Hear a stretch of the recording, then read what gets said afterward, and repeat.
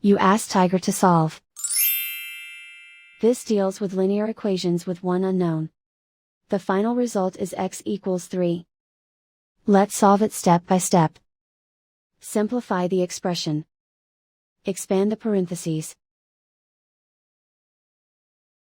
Group like terms. Simplify the arithmetic. Group all x terms on the left side of the equation. Subtract 2x from both sides. Group like terms. Simplify the arithmetic.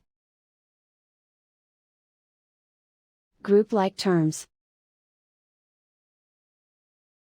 Simplify the arithmetic. Group all constants on the right side of the equation. Subtract 11 from both sides. Simplify the arithmetic.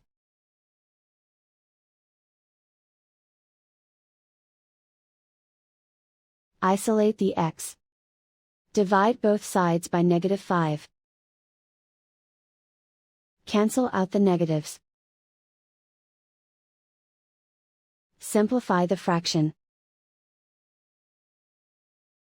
Cancel out the negatives. Find the greatest common factor of the numerator and denominator. Factor out and cancel the greatest common factor. And so the final result is x equals 3.